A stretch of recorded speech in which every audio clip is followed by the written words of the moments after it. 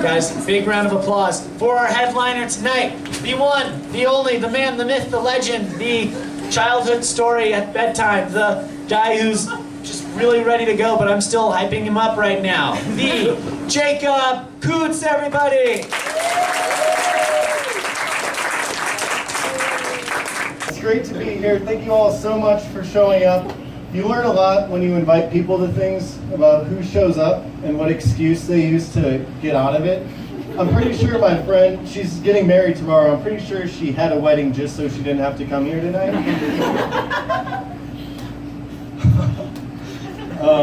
No, it's really great.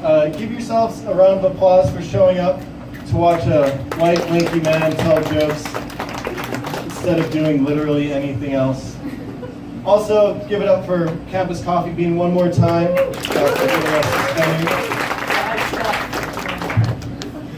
I love doing comedy, and now I'm going to start the party of the show where I say a funny joke and you all laugh. I'm out of jokes, actually. I want to give you all, I need to get this off my chest right now. I get this a lot, and it's really embarrassing. My shirt does not say herpes. It actually says National Heroes, and I'm wearing it in honor of my brother, who just enlisted in the National Guard. Yes, thank you. He's here tonight. It would be really funny, though, if it did say herpes. Just imagine this. Hey, what branch of the military are you in? Herpes. We're the silent killers. My name is Jacob Coots. You can call me Jay for short, or Jacob for long, or Jake for medium. It blows my mind that there are plenty of other people in the world with the same exact name as me. My name is being represented in all sorts of diverse locations like Kansas and Alabama. Ever so often I'll just be walking and think, I hope you other Jacob Coots are doing well. Just the other day I was on Facebook and I saw a message request dated from a year ago. So it had been a year until I had seen it, and I was so excited. I bet he was a doctor and he needed my help finding the cure for cancer. And so I opened the message and it just says, "Are you gay?" No capitalization or punctuation. Was he trying to come on to me? Here I am thinking other Jacob Coots are off in the world doing great things, and they're just trying to have incest with themselves. I am not perfect myself, but I'm not that bad. I am what some people like to call a difficult person. I am never on time anywhere. I never get hints, and I'm terrible at anything to do with a cell phone. Someone texted me one time, "What are you doing tonight?" And I responded 3 months later with, "Who is this?" We never did hang out. I'm also the youngest of 5 kids. In other words, I'm an accident. So much of an accident that the night my parents did the deed, did the do, did the dirty, engaged in coitus, fornicated. I'm staring at one person this entire time. That was really uncomfortable. The night my parents had sex, they used both condoms and birth control. I don't know if you remember being a sperm, but fertilizing an egg is really hard to do in that situation. Not only was I born, I was a C-section. I blame that one on the doctor, though. I was in a wrestling match with my umbilical cord, and he called the match too early. I could have been a contender. 22 years later, I'm just as difficult. Like I said earlier, I'm late everywhere. I've been late to... but that's not my fault either, actually. The only reason I was conceived in the first place is because my mom was late for her period. That's genetics. Some say correlation. I say leave your big words in college. I've been late to parties I've hosted, dances, and I'm not joking about this, 96 out of 97 cross-country practices my senior year of high school. The only one I showed up on time for was when I showed up dressed as Batman. I did that for 2 reasons. One, because Batman is a punctual man, and I will not misrepresent him like that. And 2, because it's hilarious. Here's a flow chart for if I'm going to be on time somewhere. Is there a starting time? Then no. Here's a little tip. If you're in a rush to meet me somewhere and you haven't even gotten the "I'm on my way" text yet, you're good. I haven't even lied to you yet. Not only am I difficult, I am also, and this is a shocker for most, white. I'm not only talking about skin color, I'm talking about it is in my personality. If there is a stereotype about white people, it was made after me, except I don't like mayonnaise. I guess that disappoints most. But, where was I going with that? You're white. White people. We're not that great. Oh yeah, okay, so,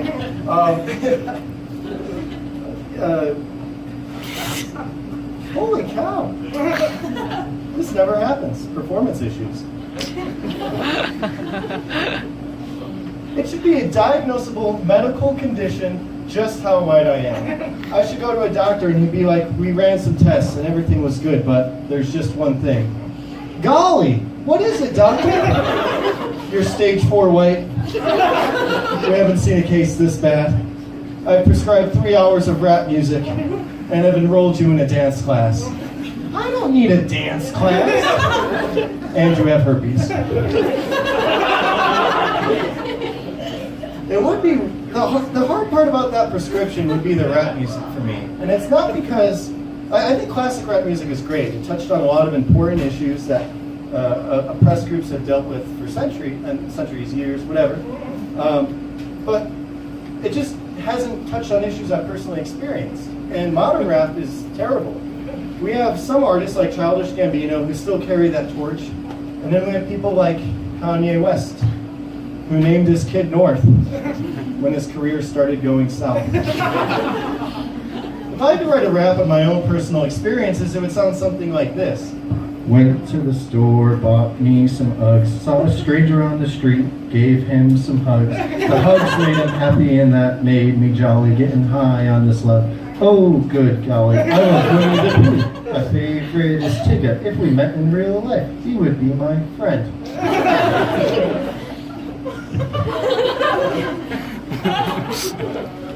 I'm also, dry is a word that kind of embodies who I am. It means a lot to me because so many things in my life have revolved around being dry. I lived in a town for 8 years that was known for its dry heat. I ate my food dry. My humor is dry. Every girl I've dated, dry? Maybe that was too personal. The worst part about dry humor is that it isn't funny. Nobody likes it. It's like the Canada of comedy. And you can't just hydrate your humor either. It doesn't work like that. It's always going to be dry. And you always say the joke when you think of it. You'll just be with your friends talking about chairs, because that's what people talk about, and a joke pops in your head, and you're just trying to hold it back because you enjoy friendship, and then it just comes out. High chairs are chairs that greet you at the door. And they just look at you with disappointment, like your parents, and you're just trying to think of a reason why that joke was so bad. That joke wasn't mine, I was saying it for a friend. Just run away. That's how I handle my problems. Whenever I go out in public and I socialize with people, I always bring my one friend. And I make sure that this friend always has a plate of hot wings on. So that way, whenever I go up to a group of girls and they're like, who's that guy? I can say, he's my wingman. And then we laugh and laugh, and they leave me for him because he has food. It's a very expensive joke to end up alone, which is unfortunate because I can do that for free. I'm probably not going to end up long term with somebody. And it partially is due to the fact that I'm just not great at meeting people for the first time. I'm terrible at pickup lines. I'll just walk up to someone and be like, all right, Jacob, we practice this. Hey, baby, want to make outcest? Dang it. I'm also not the best gift giver. I'm a little cheap. Frugal on a good day, cheap on a bad one. My wife would want things. She'd be like, I'd be like, you want that Coach purse? Probably not, but I can get you a coach plane ticket to Montana. You want to make love? How about making like? That's the best I can do. Women are hard. And it's, yeah, and nothing about me is really sexy either. I can't just walk up to someone and be like, hey, straight, white. And I tell bad jokes. Ooh, that's disappointing. I also have a decent credit score. You sicken me.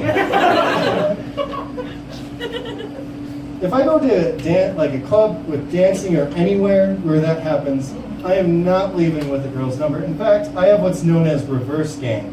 You put me in Vegas on a Friday night with 1,000 single women, and I will not get one number. But you put me in Nebraska on a Tuesday night, I'm going to leave the library with all 3 women and 2 cattle that were there.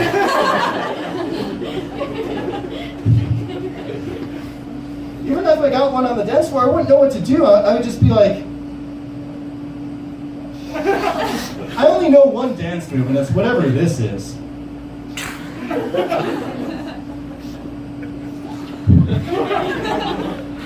That's the worst dance I've ever seen. Practiced that for months, though.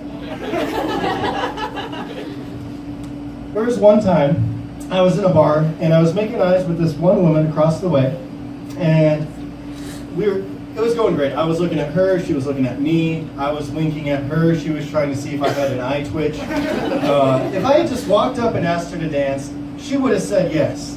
Words, powerful. I didn't use them. Instead, I go onto the dance floor and I start swinging the fake rope like they do in the movies. She's practically saying, please don't, with her eyes, but it was too late. Landed around her and I tried pulling her in, and what does she do? That's what everyone in the bar did too. I told that story to my professor, and he now tells that in the failed romance portion of his sexuality class. Turning failure into education since 2018. For proof I'm going to end up single, you don't have to look any further than February 14th. I don't know what it is about Valentine's Day, but it's like my loneliness just finds a way to skyrocket. I've never had a partner on Valentine's Day, but there is one advantage to that, and it's when you take yourself out to dinner, you can take advantage of all the buy one, get one free offers designed for couples and get twice as much food when you take yourself out to eat. But then the waiter laughs at you, so it's kind of a trade-off. But just the other year, I was in a room of couples watching Don John. If you don't know what, I was the 7th wheel, mind you. So if you don't know what Don John is, it's basically a sexy time film with Joseph Gordon-Levitt. And they're getting ready to rip each other's clothes off, and I'm just on the edge of the bed trying to find out if he gets the girl. He doesn't. Same, man. The next year, I was in a room playing shuffleboard by myself, wearing a sweater vest and a fanny pack. That's not even the sad part of that story. The worst part is somebody stole that fanny pack from me. Who wants a fanny pack more than I do? I thought that was a safe possession. That in my book, Reasons Why Arguing with Someone on Facebook Will Definitely Change Their Minds. Despite my flaws, I feel like I've done a lot of growing up in Flagstaff these last 4 years. It's a great city. There's so many wonderful things about it. Beautiful mountain ranges, entire natural forest systems, construction, so much construction. I don't even know what they're doing with the city anymore. Certainly not building better roads. I'll be driving down a side street and I'll hit one pothole and it sounds like a scene out of Saving Private Ryan. It's like, boom! I'm just like, I have 4 tires. This doesn't make sense. It's so bad it knocks the check engine light off my car, turns it off, I'll be like, what did you fix?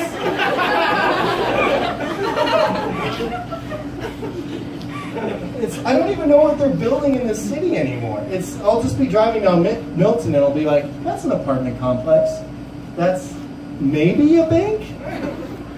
Is that a penis? Oh my! never build that last one. I'll never take you seriously if you say you erected a statue of male genitalia. I love Flagstaff, but there's one thing I've noticed, a trend in the city, and that's the only thing higher than the elevation is the cost of living. And the only thing higher than the cost of living are the citizens. People in Flagstaff love the grass. Flagstaff and Denver. I was just in Denver for a conference a couple weeks ago, and in the hotel I was at, it smelled like a skunk checked into a room and smoked a bunch of weed, or weed checked into a room and smoked a bunch of skunk. It could have been either one. But I was walking by the room where clearly legal things were happening, because this is Denver, and a gentleman walks out behind me. Shut up. A gentleman walks out behind me, either proud of what he did or what his friends did, and he just says, "Kush." So Flagstaff and Denver. But it makes me wonder if people in Flagstaff would have survived about 1,000 years ago. Because words have changed so much over the years. I can just imagine this right now. Like, so you're telling me, if I commit adultery with this woman, I can get stoned? Sign me up, dude! Art thou mad? We stone you with rocks. I know getting stoned rocks, man. No, like, we kill you with a boulder. Boulder, Colorado, dude, I died! It's the stupidest joke I've ever heard. It's sad to see, though, that the city has changed so much over the years. And not in many great ways. For instance, we have to pay to park downtown now. Who thought that was a good idea?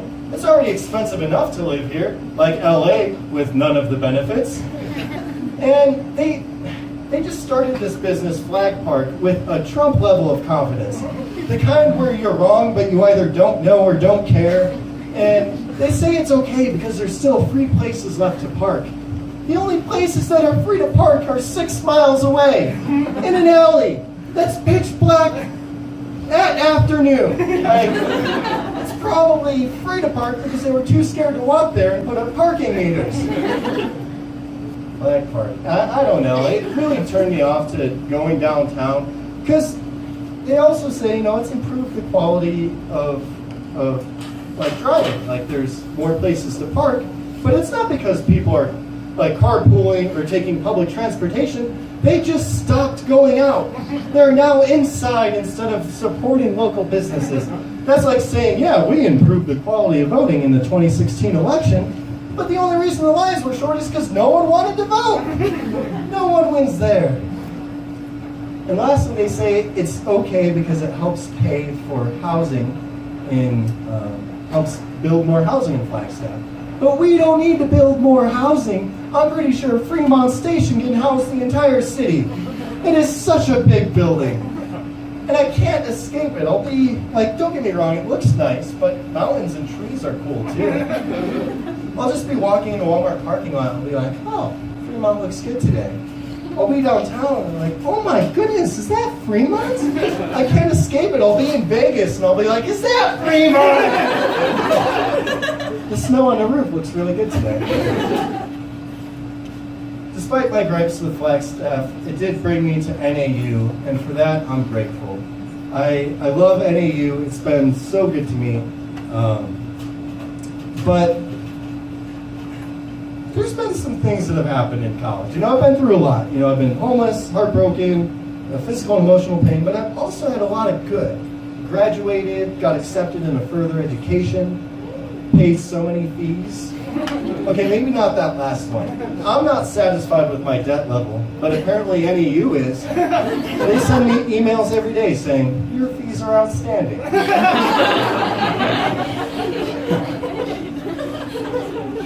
I realized how lame of a university it was on my first tour of it. And it's because their only selling point is that it has the only escalator in northern Arizona. That's not good. Not only that, it's not the dessert to their sales pitch, it is the entree. It's not like, here is this high-tech research lab, and here's where we give free money to students, and here is an escalator. No, instead they act like it's the best thing ever. They're like, it's like stairs, but they move. Conveniently, the escalator is located in between the staircase and the elevator. I always look at that escalator and I'm like, I know how you were born. That must have been a freaky night. When you start with escalator, it can only go down, which is ironic because the escalator only goes up. The only way that sales pitch can go is, here is our escalator, here is where we push children down, and here is Glenn from marketing. Why is Glenn from marketing the worst of that list? Well, it's still a good university.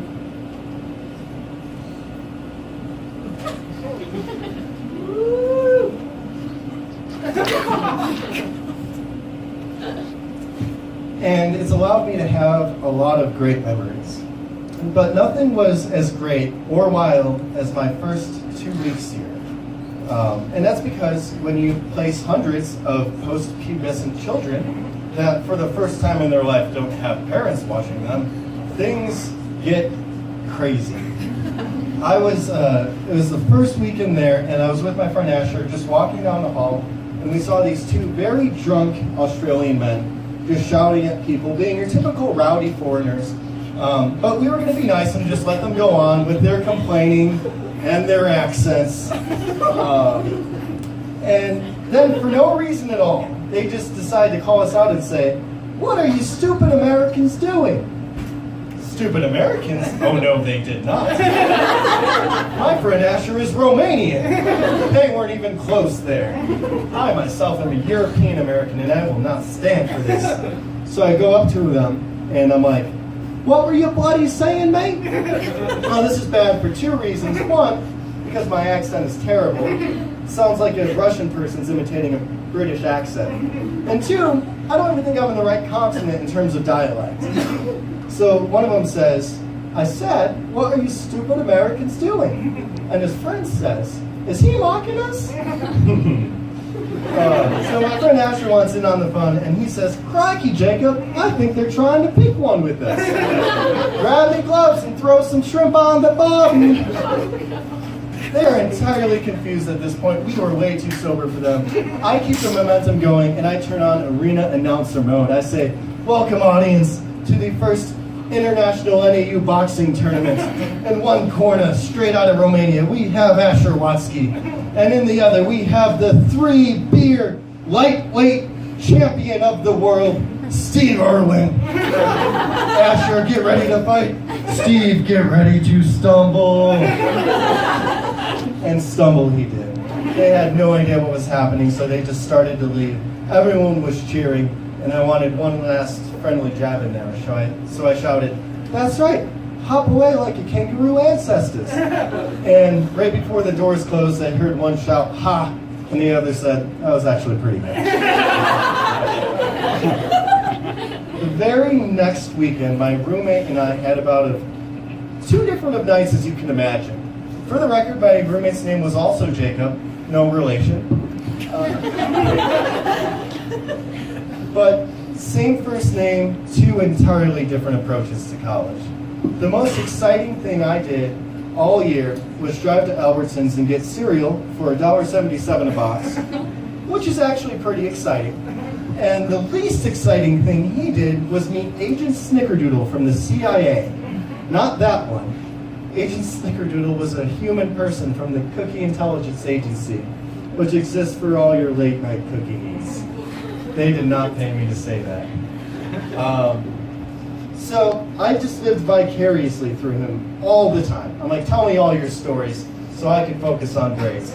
But this night started out pretty similar. He was doing homework, I was doing laundry, and then he gets up and he says, "I'll be right back. I'm going to get Starbucks from the vending machine."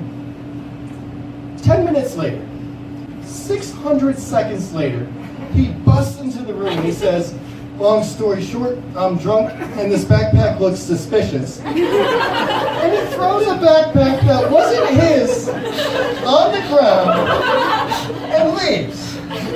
This brings brings up a lot of questions, starting with, what?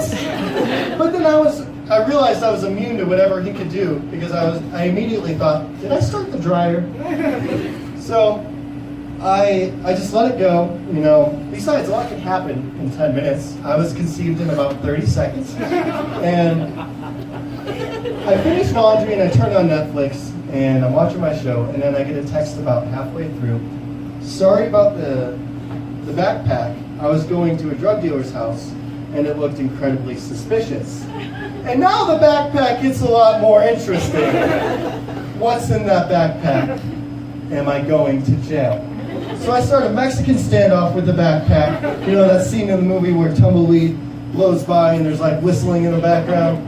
And then my other friend calls me and says she was drunk and needed help getting back to campus. So I break the Mexican standoff, I take off my sombrero because it doesn't travel well and because it's cultural appropriation. And I go to pick her up and I bring her back to the room, give her water, Pop-Tarts to sober her up, and then my roommate busts back into the room again. I don't know why he didn't just open the door.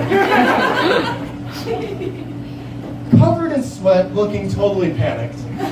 Not a good thing coming back from a drug dealer's house. Apparently, someone changed the screensaver on his phone, and he offered me $5 to change it for him. Capitalism has its perks. And when I saw the picture, I realized why he was so panicked. There was a picture of a girl with her legs around him like so. I believe it's called straddling. And it's a picture this woman would not appreciate it, so I changed it to a selfie of myself. And then I give him his phone back, and he takes out his wallet to give me $5, and he takes out 5 Kenyan bills. Wherever he was, whatever he was doing, someone stole all of the money in his wallet and replaced it with Kenyan currency. All I did was take care of 2 drunk adult toddlers. I'm going to miss those memories about NAU, but I will not miss the fees. There are so many of them. I paid $38 a semester for a financial aid trust fee. What am I trusting you with? If I don't pay that, are you going to stop being trustworthy? Because that sounds like extortion. Not only that, I paid hundreds of dollars to just do homework. I've paid for online classes that use YouTube videos and TED Talks that are free. That has to be against some terms and conditions. I don't know, I never read them. And the worst part is, these people have the audacity, no, they have the gumption to call me each year and ask for money, donations. In the famous words of anyone who's ever said no, no. The first year they called me, I was a freshman. They were like, hello, is this Jacob? And we talked, and I realized they were asking for money, and I said, no, thank you. I am very poor and very lanky. The next year they call me, and I start getting a little bit mad at this point. They're like, hello, is this Jacob? No, this is Patrick. And then we go on, and after about 30 seconds, I give them a firm no and hang up, and I save the number under yell at this number. I didn't remember I did that, so when I got a call in a year from yell at this number, I didn't realize who it was. Hello, is this Jacob? Damn it! No! And then I hang up, and I'm pretty sure they take notes because this year they called me and they sounded scared when I answered. They're like, hello, is this Jacob? And I'm like, I'm pretty sure we know the answer. And they hung up. At least that fee was optional. I recently my last year, I found out I had too many credits and was a burden on the system. So they gave me 2 options, graduate early or pay a few thousand extra dollars. And so I went onto the NAU website to look up information on this ambiguous fee, and there was no information. So I decided to call financial aid, and I'm on hold for 2 hours. Instantly placed on hold. Their music is 100% George Michael's. And at that point in my life, I had forgotten who Careless Whisper was by. So I Googled it and saw the headline that he recently passed away. And whenever old celebrities die, there's always 2 thoughts that go through my mind. The first is, wow, George Michaels is still alive. And the second is, well, not anymore. And eventually I decide I don't want to listen to Careless Whisper anymore, so I hang up a little bit angry, and then I get a call back 5 minutes later. Hello? The whole music called me back! Oh, that is hilarious. I'm so making an appointment. So I make an appointment, and I go in there, and they don't even answer a question I asked them. They answered a different question, and they're like, you should be good to go. Have a nice day. And I was like, no, I'm going to go to the registrar. So I go to the registrar, and they're like, we don't actually meet with people. And I'm like, you sure do now. And they're like, yeah, fine, go talk to Karen. So I talk to Karen, and I'm like, Karen, can you tell me anything? And she's like, no, here's wrong information. And I'm like, Karen, that's the wrong information. And she's like, get over it, alternative facts. And she actually says this. She says to me, why are you being so proactive about this? Why? Why am I being so proactive? Why am I Karen about this? Karen? Because I want to graduate and I don't want to end up with a job like yours. But I didn't actually say that. Instead, I paid a few thousand extra dollars. Showed her. Take that, any of you. So paid for those fees and the other joys of college, I was a working man essentially the entire time I was at NAU. I worked between 1 and 3 jobs every semester except for my very first one, and a job I had that entire time was Sam's Club. If you don't know what Sam's Club is, think of a store and double it. Because everything is bigger there, and because all of my exes live there. Well, 2 of them at least.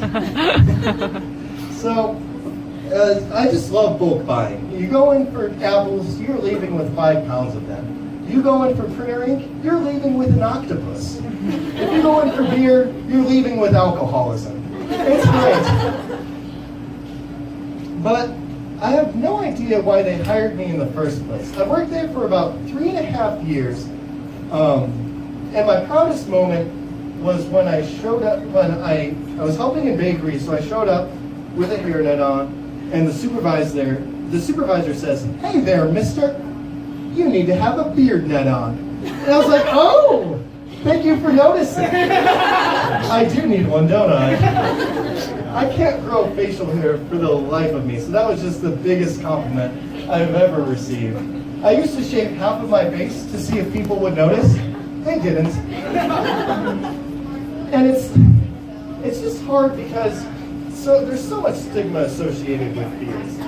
Like, if you don't have a beard, people think that, you know, you're not a man, you haven't gone through puberty, whatever. So I was really humbled by that, because I realized with a beard, it's great because I never get carded when I go anywhere. And it's not because I look like I have a beard, I just look terrible. They're like, man, this guy looks like he's been stranded on an island for 11 years. I'm not going to card that guy. But when I shave, I guess I look too young and spry. Like I have too much hope to be able to drink. I get carded for everything. Alcohol, an R-rated movie. I'll go up to a PG-13 movie and they're like, let's see some ID, fetus. Pretty tall for a fetus. But when I applied there, I didn't fill out the application correctly. I didn't attach my resume. I had no prior job experience. They must have been leafing through the applications like, oh man, this guy seems really underqualified. Quick, call him before no one else does. He'll fit in great here. And 3.5 years later, I had a lot of experience. It was great, but the only reason I heard about the job in the first place is because I locked my keys in my car at the gas station, which is bad for the whole drivey thing. And I was terrified because I didn't have AAA and I didn't want to get my car towed. So I called my roommate Jake and I'm like, hey Jake, can you help me out? I'm like stranded at the Sam's Club gas station. And he says, I'm about to take a chemistry exam, but I have an idea. And then he hangs up, which is never good. He has the worst ideas, but I have to go with it. And he shows up looking worse than the night he was at a drug dealer's house. The look on his face could only be rivaled by a recent college graduate looking at the current job market. He's like, and I say, what's wrong? And he says, I walked up to my TA and I said, my roommate's grandma is passing away in the hospital and I need to drive him down there so he can see her before she goes. A total lie. He's just lying it up. And the TA says this with this sincerity. Oh my gosh, that's happened to me, but I didn't make it in time. Go. I'll take care of her with the professor. Godspeed. We lied to this woman.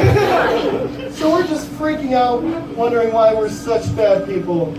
And the fuel station worker thought we were hilarious and told us to apply and use him as a reference. That's who gets hired at Samsung.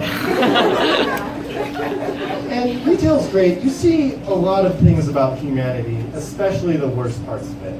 If you've never gotten a death threat because you ran out of medium t-shirts, you haven't worked in retail. I used to work in the returns department and I saw the most ridiculous returns on the planet. Someone returned a snow shovel because it was no longer winter.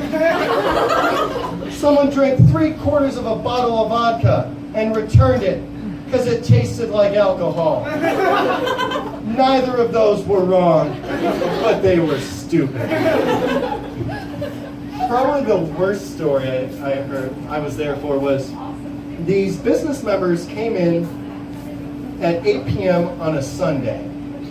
We close at 6. So I have no idea how they got into the building. I'm confused. They wanted to buy lettuce. We were practically on the same page. And they're like, hey, can we buy things? And I was like, no. We closed 2 hours ago. And they got furious. They left the store cussing and screaming, we'll remember this. We'll remember this. And I was like, how about you remember the closing time too? I also got to see some pretty great things working there. The best story is when I was working in the cell phone department, there was an older gentleman who came in to buy a phone. His name was Richard Malik. And he had to have known what he was doing because old people aren't innocent. Don't let them lie to you. My grandma is a perfect example. I was playing a dice game with her one time, and I was beating her, and she started cheating. So she'd throw it on 2 instead of go to get a head start. And when I called her out on it, she said, Jacob, this isn't kindergarten. If you're not ready to play, then don't play. Thanks, Grandma. So Mr. Malik comes in to buy a phone, and it comes to the part of the order where I have to type in his email address, and he says, it's dickmalik@gmail.com. Understandably, I'm trying not to laugh. I consider myself mature, but not that mature. And in doing so, I typed his first name twice, dickmalik@gmail.com. When he came to review the order, he looked at his email and he said, no, son, you put 2 dicks in, you have to take 1 out.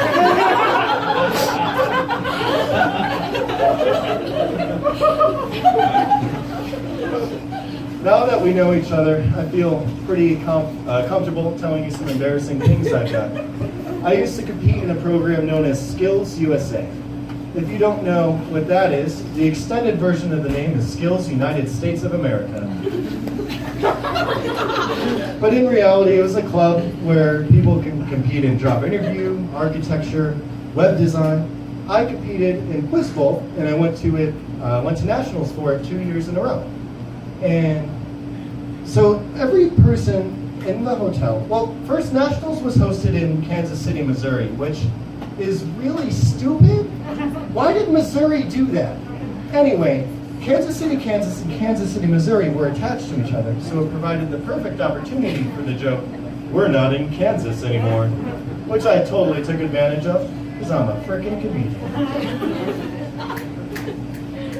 And in our hotel was every person in Arizona who won their competition. So the best young architects, web designers, job interviewers in the state were all in the same building. So you can imagine there were some incredibly bright minds there. morning, I was eating breakfast with my friend Shane, and we saw two guys trying to walk out of the door, and and they were trying to push it for about 15 seconds. It was a pull door. So they tried pulling it for about another 15 seconds, but on the door was a sign saying, "Please use other door." They used the other door, and then they high-fived. Oh gosh, these two were the best in Arizona at something. Everyone in Arizona is really bad at something. My guess is immigration policy. But I love nationals because you learn so many new things. You got to meet so many people. For instance, I learned I hate the entire state of Delaware. An entire state ruined by 6 people. Even Idaho hated them. I also learned that Crazy in Love was written by Beyonce, and you can't place a value on that information. So eventually the time came where we had to go back home. We competed, we lost, and this provided the perfect opportunity for the joke. So how about that airline food? Which I totally took advantage of, because I'm a frickin' comedian. But more realistically, how about that airline security? They say you should go to a dentist and a doctor once a year for checkups, but I also think you should go through airport security just to make sure you're good. Just to make sure you're not a terrorist, a criminal, there are no warrants out for your arrest, you're not being racially profiled, and you're not currently carrying any guns, knives, chains, samurai swords, whips, and nays, or contact solution. So, we go through airport security. I'm done getting familiar with pole, blurt, mall cop, and we go to the boarding area and wait for our plane to get called. And eventually it does. And I get up, because I'm reading a newspaper, so my one-track mind is already on its one track. And I get up to follow my friend Michael, but he ended up being a complete stranger. I should have heard my friend Michael screaming, "Jacob! Jacob, no!" But I didn't quite do that in time. I exit the boarding area, and I look up, and I'm like, this isn't an airplane. Oh, and then it hits me. My predicament, not the airplane. I try to turn around to go back in, and the security guard refuses to let me through. That's not good. I have to go through airport security again. It's really weird going through airport security once. It's really bad going through it twice. They're just like, weren't you just here? Why are you crying? Like, I was waiting really aggressively. So I'm done. I finished the prostate exam, or whatever airport security gives you, and I start sprinting. I break the land speed record on Sperry's. I'm hurdling children. And then I turn the corner, and out of the front of my eyes, I see that no one's left in the boarding area, and they actually roped off the entrance to the corridor that leads to the plane. And I finally get to the corridor. I high jump the velvet rope. The judges only give me 3/8, but I have no time to argue. And then I sprint down the corridor. As the usher is closing the door to the plane, I slide in, I plead her for good measure, and I become the last person on that plane. And thankfully, because I did make it on the plane, I'm not in Kansas anymore. If you're a girl in the audience, no, if you're a guy in the audience, give me a woo! Woo! If you're a girl in the audience, give me a yeah! Yeah! Gender norms crushed. I'm going to talk to you all about the ancient secrets of man law. Man law is this code that guys follow, but they have no idea why. And it covers a bunch of rules. There's some less important things, like which direction you nod when you walk past somebody, who pays for dinner, and then there's more important rules, like never date your friend's sisters or exes, which no one follows. I'm here to talk about bathroom etiquette. So in a bathroom, there are things called urinals, and in man law, you can only use every other device. So at maximum capacity, 50% of the urinals are being used at any given time. We call this the splash zone. Yet guys are still faster at going to the bathroom than girls are. But there are also things you can't do while you're at a urinal. For instance, you can't eat food, high five, chest bump, booty bump, vote for Trump. or accept the terms and conditions without reading them first. I'm here to talk to you about the time I broke most of these rules, and it stands as one of the most embarrassing stories of my life. So I was at a tennis match eating a banana, which is a great start to a story about masculinity. And halfway through my meal, I decide I need to go to the bathroom. I don't let that stop me from eating my banana, so I go into the bathroom, and I see that as per code, every other urinal is being used, and there's a small line forming for them. I don't let that stop me. I just mosey in between my friend Austin and some older gentleman I don't know to my left. And as I'm preparing to go, mid-bite in my banana, I look the other man straight in the eyes. And I'm freaking out because I just broke so many rules at the same time. And I say the first thing that comes to mind, hi! Whoa, whoa, whoa! Too many violations. I pack up, I go to the stall, and now I'm peeing like some dejected man sitting in bed, and I hear a knock on the stall door. Usually people will say something awkward like, sorry, I'm in here, but I didn't. Instead, I said the first thing that came to mind because I was still weirded out from assaulting the man earlier. I said, come in! And then I followed up with, no, don't do that. As if you would accept my invitation. I'm freaking out. I'm trying to get out of there as fast as I can. I exit the stall, and it is my current coach just staring at me with bewilderment. And I have no excuse because I'm still eating the banana. I gotta get out of here. I walk out with strut in my step, wash my hands, 1-2 bite, 1-2 bite. And I exit the bathroom and I see the other man talking to the other team, and he was their head coach.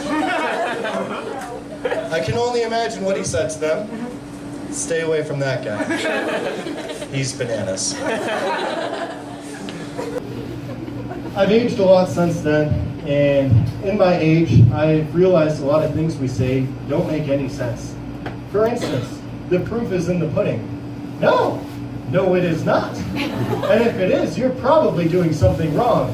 What kind of lawyer would you be? Now, sir, we've brought forth some very convincing tapioca-covered proof, but we're going to need more.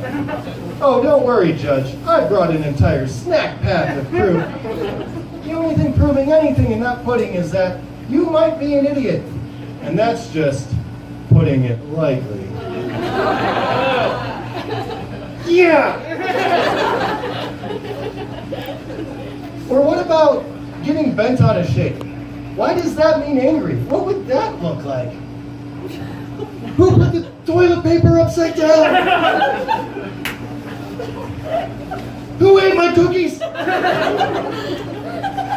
Oh, after my 3 o'clock with my chiropractor, you were so in for it, buddy. Why do we participate in a bipartisan political system? Barry godparents! That one was for the millennials. The other phrases that grind my gears and get under my skin, besides both of those expressions, are that's the last straw, it's time to throw in the towel, make America great again. I also don't understand alcohol or bars, and I haven't since I've turned 21. The first time I walked into a bar, it hurt a lot because it was metal and I didn't see it coming. Ha! No. The first time I walked into a bar, I failed because I wasn't studying to become a lawyer. You guys are thinking, man, the only bar this guy needs to worry about is how low I set it for his jokes. No, but when I first turned 21, I didn't know anything about custom drinks. And so my friends would be like, hey, I want to take you to Collins to get a trash can, that drink offered on the weekends. But I didn't know what that was, so I was just like, I already have one. I will settle for a toaster. Or my buddy would walk up to me, he's like, dude, I just got messed up on this Irish car bomb last weekend. And I was like, I'm sorry, are you okay? Did anybody else get hurt? Here's a tip. If you can't say the name of your drink on an airplane, don't drink it. I could probably think of a few drinks on the current system now. There's the human car bomb, where you take a shot of gunpowder and chase it with a lit match. There's a college graduate, where you work in a field other than your degree and drink plastic bottled vodka and tears every Friday and Saturday. Or the JFK, where nobody thinks you're going to take a shot. You take 2 shots, but most people think you only took 1 shot. The rare JFK joke. Too soon? I won't say anything. Something that also doesn't make a lot of sense to me is the supernatural. I'm going to tell you guys about the first time I tried to do a Ouija board. The worst part about Ouija is that not a single letter in that word is used to produce the sound it makes. Every letter is silent, and then a few invisible letters make a sound. This joke's not about the validity of Ouija boards. Believe what you might. But what I do wonder is, have the ghosts changed with the times? Is it just like, U-M-A-D-E-R-O? You mad, bro? Oh no, it's a fraternity demon. It's just like, I should have financed my car at 3.9% APR. Oh no, I got Glenn for marketing. Thought he was still at NAU. This is the story of the first time I tried to Ouija. So my buddy Larson, he was a really smart guy. But for a couple months, he was just obsessed with Ouija boards. No matter how thin of a stretch it was, he would suggest that we try doing one. I'd be like ordering food in a drive-thru, and I would be, yeah, I want a medium combo, please. And Larson would say, mediums? They can use Ouija boards to contact the dead. I'd be like, Larson, shut up! But one day, he talked us into it. We had nothing to do. He had something to say. So we dispersed to gather the materials. I went with a friend to go get a lighter, someone went to get candles, and then Larson went to go get the board and that piece that you move over the letters. And I went to the worst, trashiest gas station I could find. I'm talking about Circle K. And they refused to sell us a lighter because my friend who was with me was under 18. Which is mahogany, because you don't have to be 18 to buy a lighter. I know, because I Googled it afterwards. We left a little bit angry at being stereotyped, and after writing them a negative Yelp review, and we found that every other person failed their mission too. Larson couldn't find the board, so he just ripped off a piece of cardboard and wrote the letters in Sharpie, and then he couldn't find the clear piece, so he just took a salsa cup from a Mexican restaurant. And then our other friend said both stores she went to were sold out of candles, which I didn't even know was possible. And so instead, she stole candles from her church, which is a really bad idea when you're trying to summon a spirit. We didn't even get to try to do the Ouija board, even though this was pitiful, because a car came into the parking lot and we all scattered because we thought it was a cop. 4 white teenagers in a retirement community with no criminal record doing a legal thing were more scared of the police than summoning a vengeful spirit.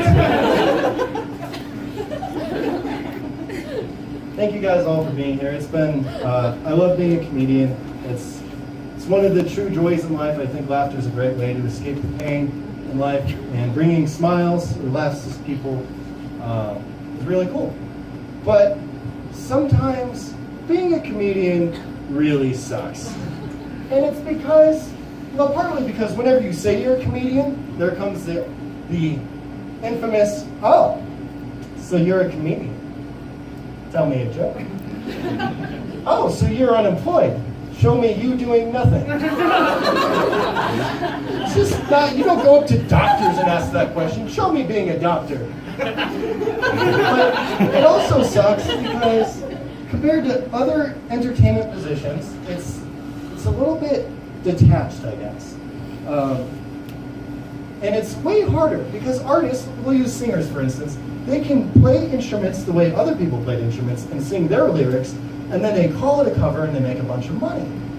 But that can't happen as a comic. You can't just, someone would be like, hey, wasn't that Mike Birbiglia's joke? They're like, no man, it was a cover. $5, please. Or what if I was a writer and I covered another author's book? Well, they'd probably be happy because it's really expensive to put a cover on any book nowadays. But that's besides the point.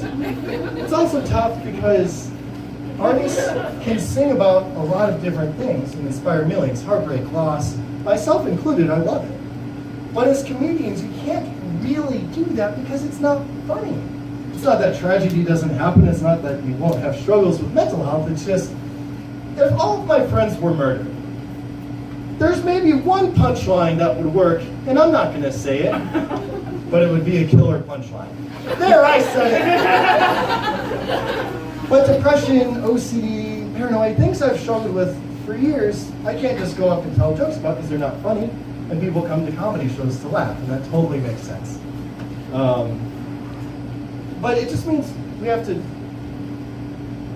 internalize our struggles a little bit as comics. Some of the best comedians ever: Robin Williams, Bo Burnham, Jacob Coots. Struggle, and we have to like keep it down, or you can't just write a song. Yeah. But it also helps sometimes. You know, there's times where I'm happy and I'm writing a joke, and I'm just like, this is terrible. I could really use a depressive episode right now. Quick, someone call me fat. Break up with me.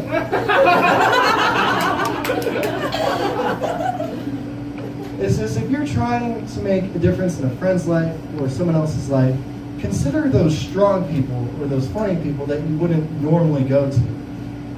Because we expect depression, anxiety to manifest themselves in seclusion and isolation, and that's just not always the case.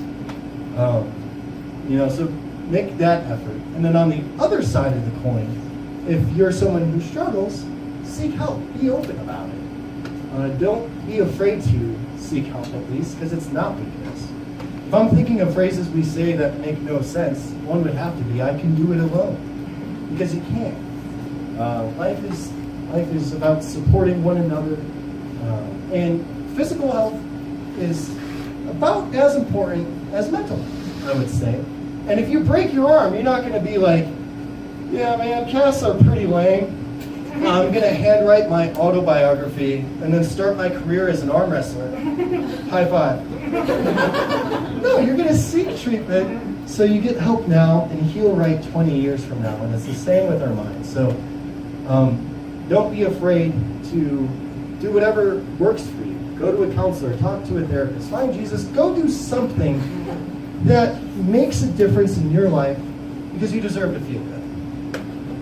And so I know what you're thinking. Okay, bachelor's degree. Why are you being so pensive right now? Because I'm not scared of deep thought. I'm not apprehensive about it. Don't worry, I know this is a comedy show. I got one last story for you all. I like to call this one the 8th grade dance. This was the first time in my life that I hit rock bottom, and I learned that the best thing about rock bottom is that you only have 6 feet left to go. Dark humor for you all. So, if I've done all I've told you as an adult, imagine how bad that was in the 8th grade. The day of the dance, I posted, woot, heck yes, the 8th grade dance. So I went to the dance single, and so did the girl I had a crush on for 2 years. What an opportunity for anyone that's not me. I wasn't in my element. This wasn't Nebraska on a Tuesday or Kentucky on a Thursday. No. Instead, I get to the dance and I instantly shimmy my way off the dance floor. I have no idea what I'm doing. And I start giving myself a pep talk, being my own hype man to ask her to dance because, well, I had no friends to do that for me. So I was just walking around, I'm like, all right, Jacob, what's the worst she could say? Probably yes. All right, good talk. And I realized that she had no reason to say yes. I had to do something unexpected to win her heart. And so this is where the story starts to get racy. Not like that. No. Pre-puberty me decided that I would race my much larger friend across the gym in an effort to impress her, because that's what weird children do. I pull her off to the side, I'm like, Alberta, her name was Alberta. you know, I'm going to race my friend, I'm doing this for you. She's as confused as I am now, but she can't cut the rope because there was none thrown. And I go to the starting line. On the other side of the gym was a mini wall that stuck out of the actual one, and we decided that whoever touched that wall first won the race. The race begins and I start out way in front because my friend is twice my weight and half my height. And I'm like 3/4 of the way through, I look back to Showboat, and then I look over to Alberta, and her face is something along the lines of, why are you doing this? For you, my love. And by the time my head found itself facing forward like it should have been, there was the mini wall right in front of me. And of all the verbs I could have chosen, I jumped. Looking back, stop would have been a safer one, but hindsight's 20/20. I jumped. You've probably seen people jump to conclusions better than this. My feet barely lift off the ground. I smack into the wall. I snap it in half. I'm flying through the air from the windows to the mini wall. Why is Alberta running down that hall? I land on the ground. My dignity flies off me, goes into a trash can. Skeet, skeet. She actually ran away, and I left the dance scene. How does this story brighten the mood? Well, I learned to never do that again. It's been 8 years strong. I also learned that, there's going to be walls in life that you're never ready for. If things are going well and you're showboating, or if things are going bad and you're looking down. But if you're looking forward, you're going to see those walls, and you'll know if you can get over them by yourself, or you need a boost from another person. Thank you, everyone. God bless.